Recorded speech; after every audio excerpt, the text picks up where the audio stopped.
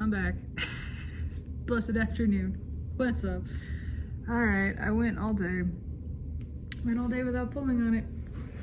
But it's here, and I want to let it express. I want to honor this.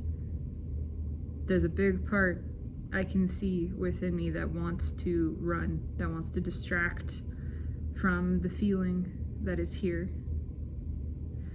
And I'm choosing not to do that. I'm choosing to be present with it. I'm choosing to sit with it. And I'm choosing to invite it in and ask it to express itself. To speak for itself. It's not me, but it's within me. And it's allowed to be. What is that feeling? It's loneliness. It's loneliness. It's, again, it's not me, but it is within me. And it is a collective sense. I'm not pawning it off on the collective or divine masculine or anything, although it's all tied together. It's just a big ball. It is a collective longing and loneliness, of which the longing and loneliness from my ego is a part, and which is here. And it's not wrong to exist. It's not. So I want to let it be here and acknowledge it, and acknowledge that this longing is a call for connection.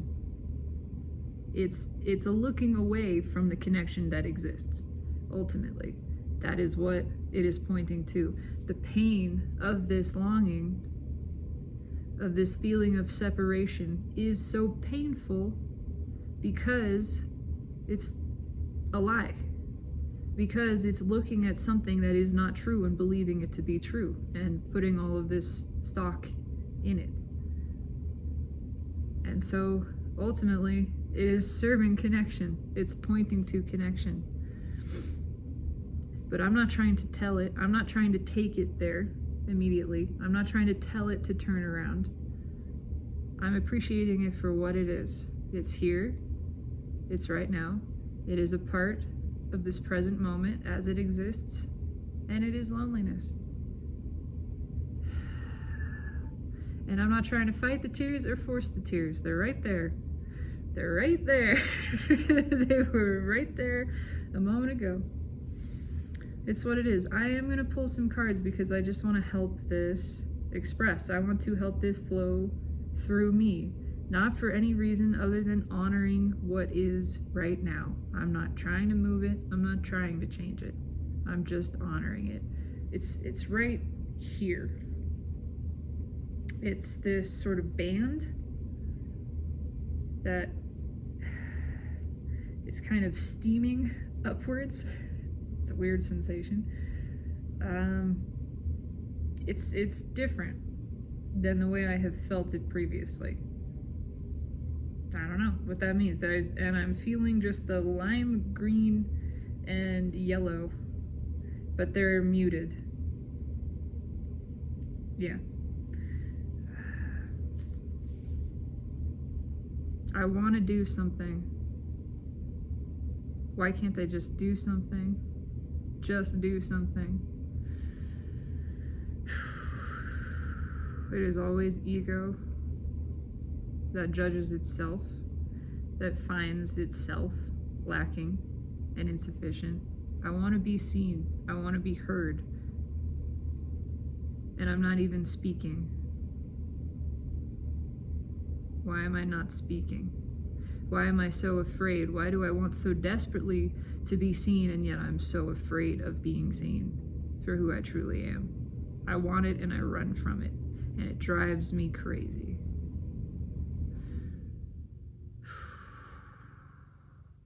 Yeah, that's a pile. That's a tangled ball of stuff. I feel that. It's okay. It's okay. Just breathing into this area where I feel it in me.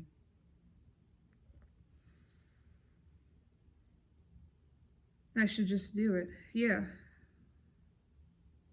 There's the realization of keeping oneself stuck, and that what would feel better is just picking a path and going with it, just choosing a direction and flowing. That is always the case. There is not a right or a wrong. You cannot get it right or wrong. It's just about lining up your energy and then doing it and not fighting yourself. It is the resistance to the flow that feels so uncomfortable. When you just pick a direction and let it flow, and if you pick a direction and that direction doesn't feel good, then go the other direction fully. Flow that way. Go, well, this one, at first I thought it was less resistance, but it feels like more resistance. I'm actually not satisfied with this, which means there's still resistance here, so let me go the other way. And just lean fully into that and know this is the path of least resistance. That's it. That's all I need to know. I'm just flowing with the energy, and I'm flowing it for my own benefit and balance and well-being, for my own stability, for my own returning to alignment with the self. That's it.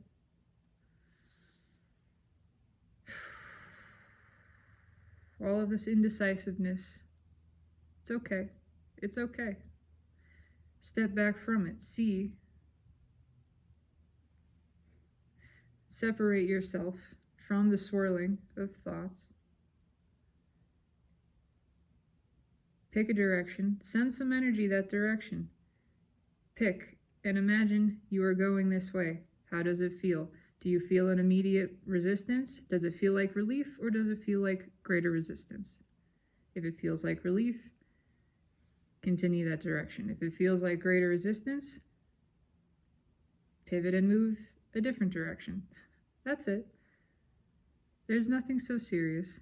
There is nothing so serious happening.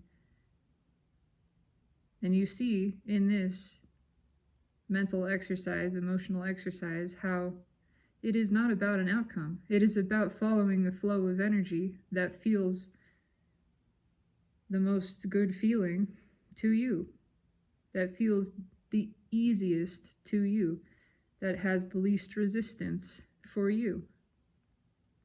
That's it. It's not about the action. It is not about a result.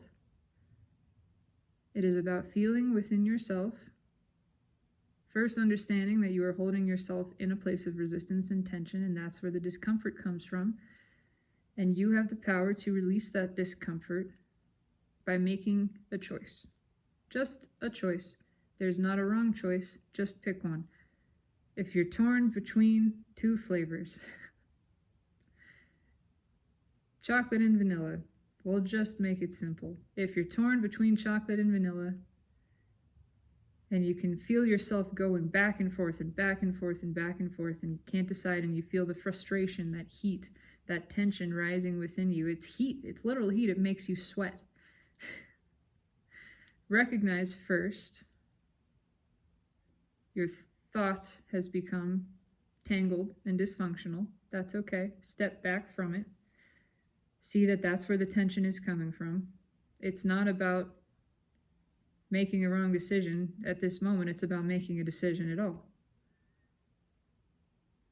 Recognize you would feel better just making a choice, just choosing one and letting that be your choice, surrendering to whatever happens. That feels better. Recognize that. You can feel that. And now, if you are still trying to decide, if it is not readily obvious to you which direction you want to move, flow some energy down the path of chocolate. Let's just say, imagine that you choose chocolate. How does that feel? Do you feel okay? Are you open to the experience of chocolate? Or is your first thought, I wish I had chosen vanilla? If your first thought is, I wish I had chosen vanilla, then move in the direction of vanilla. Pick whichever one calls you more powerfully. That's it. That's it. And then accept that. If you move in the direction of vanilla and you realize vanilla actually just feels safe and not so satisfying, you really are interested in the chocolate, but you had some fear in imagining moving towards the chocolate because vanilla seemed safer. Well, now you have more information. This is why you send a little bit of energy down each path. You haven't actually done anything yet. This is all internal. You send the energy, you project yourself energetically through your imagination down that course. You meet some resistance here. You switch to this one and feel. You meet some resistance. And by moving, you realize this one has less resistance, actually. This actually is the path that I desire to take. I am actually most interested in chocolate, even though it frightens me a little bit. I've always chosen vanilla, perhaps. Vanilla is safe. Vanilla is understandable. Vanilla is socially acceptable. I didn't expect this to go that direction. But, even though these things I can see now, by feeling both directions, that my hesitancy towards choosing chocolate had to do with my fear of it. It wasn't really so much that I wanted vanilla. It's that I was afraid of wanting chocolate, right? And now I can choose. And still you have the choice. You can choose either. But you can feel now, if I choose vanilla, I will be dissatisfied with myself. It'll feel safe, but I'll always wonder about chocolate. I'll always be wondering about chocolate, and if I had just been brave enough to choose chocolate and try it and have that experience, and even if that wasn't for me, even if it turned out I didn't like chocolate, at least I tried it. At least I did that and I figured it out. And if I don't like chocolate, I get to appreciate vanilla even more now, instead of it just being this default path. Walk yourself through that process, making this decision. Making any decision that you feel torn on. And also, leave open the option for a third path, one that perhaps isn't readily obvious, one that you haven't even imagined yet. Let that be an opportunity and send a little bit of energy down there too. And if there's something there, it'll reveal itself to you. Maybe you can get a swirl. Maybe you can get half chocolate and half vanilla. Maybe you can get 2 scoops. Maybe you can get butter pecan, if you're really lucky, or coffee. Oh, or mint chocolate chip. Okay, I'm making myself hungry now. But you catch the drift.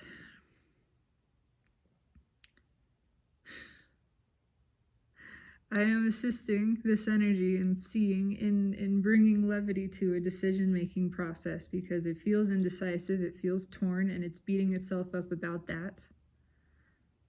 And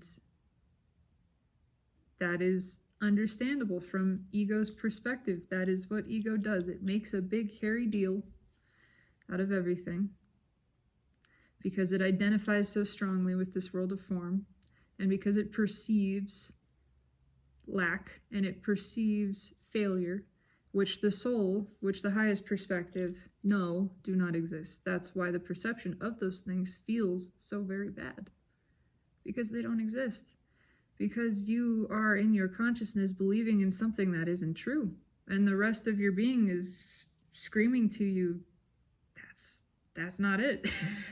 That ain't it. That's a part of the illusion. That's why it feels so bad. That's your guidance right there. Your soul will never guide you into negative feeling, but it does it's always on the other side of a negative emotion. The negative emotion always tells you the opposite. Your soul is always calling you the other direction. And so if you have a negative emotion, you can know your soul is on the flip side of that, calling you. But let yourself be called. Let yourself feel. Let it all be felt. All of it is used by divine for the benefit of all. There's no mistake. There's no going wrong.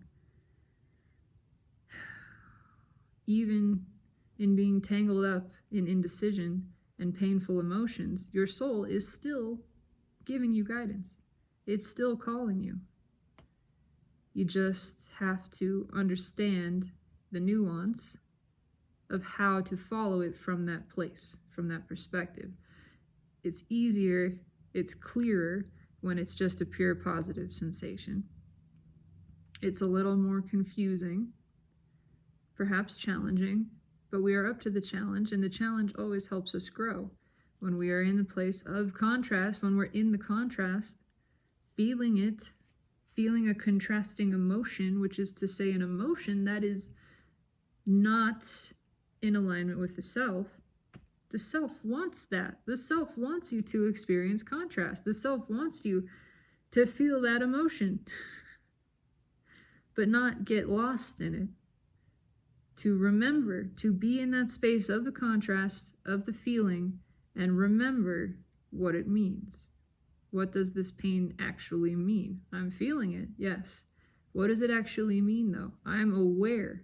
I'm not just lost in the contrast and thrashing about and writhing and fighting against it. I'm here in it, and I'm realizing, because I have the awareness and the presence that I've practiced and the clarity, this means something. What this means is I've got myself focused in a way that is in opposition of what the source within me is looking at and is focused on and knows to be true. And source isn't mad at me for looking in another direction, and source isn't judging me, and source isn't saying I'm wrong for looking that way. In fact, source is very much excited about it. Every bit as excited about it as if I were already facing the same direction. Doesn't make a difference.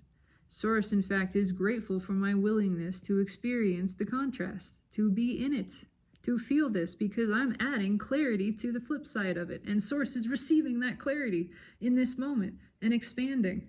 The moment I am in contrast and focused in a direction that is in opposition, that is away from what source is focused on, source is getting bigger and clearer about itself and going, yeah, yes, and then beaming that signal to me. And so I'm standing in the contrast, and I know now, not only am I adding to the knowledge of self, to the expansion of self and all that is, I am receiving guidance.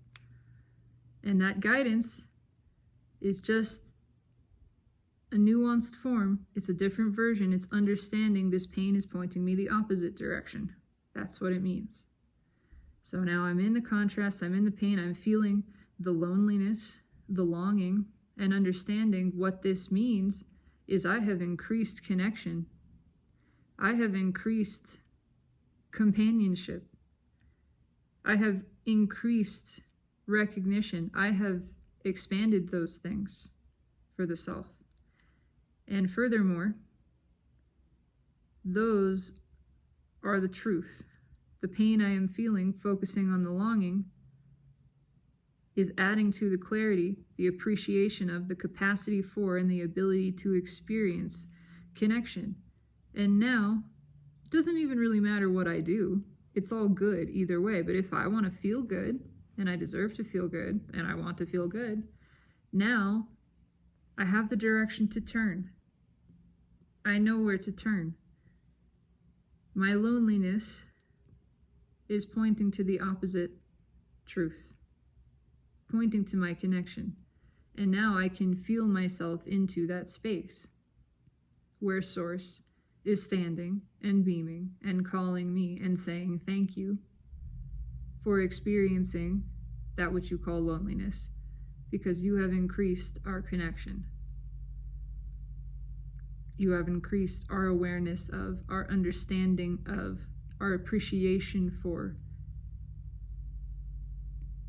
the feeling of belonging, the feeling of togetherness, the feeling of closeness, the feeling of intimacy, the feeling of acceptance, the feeling of being seen, of being recognized authentically, fully, and appreciated, honored, acknowledged, and embraced for yourself, for simply being yourself, not for doing, not for having, not for any action, not for any thought, for simply being. You have increased the appreciation of that. And you have the capacity to tap into that right now, directly from this place of longing.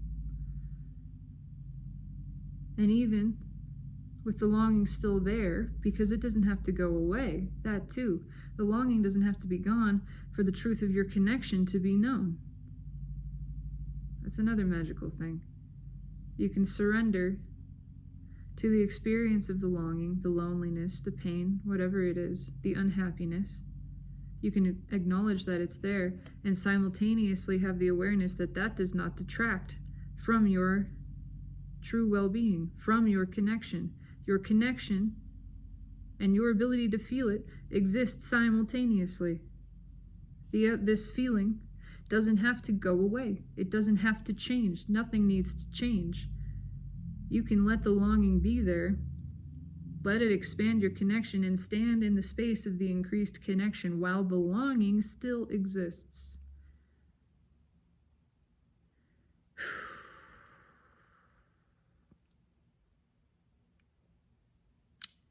It's balanced, it's nuanced, it's a very fine line. But the more it is practiced, the more powerful it becomes.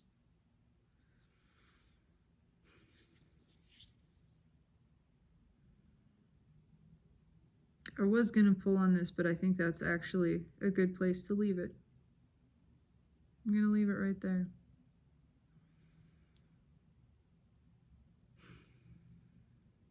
Because again, I'm not trying to change anything. I'm not trying to make the longing go away. I'm not telling it shouldn't be there. I am accepting its presence there, appreciating it, while simultaneously recognizing it is a condition and I am unconditional. My happiness, my well-being are not derived from any form. They are derived from simply being, and I can experience them by being present with loneliness. I can experience connection by being present with loneliness. And I can give company to that loneliness. That emotion says, I am lonely, I want to be seen, I want to be held. And I say, I see you. I am here. I am with you. And I am holding you. I am holding you. In my pure, unconditionally loving gaze that accepts you as you are, that does not ask you to change, that does not ask you to justify. In fact, all I'm asking is that you be, and your being satisfies me. And in witnessing of the being of loneliness, I feel fulfilled. I feel connected. I feel appreciation. I feel seen. I feel witnessed and acknowledged and loved.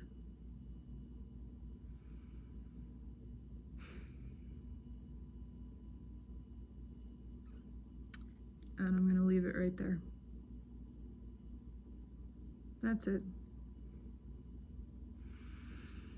Just an exercise in expression and in the practice of sustained, aware presence and being, which is unconditional, accepts and allows all things. So it is.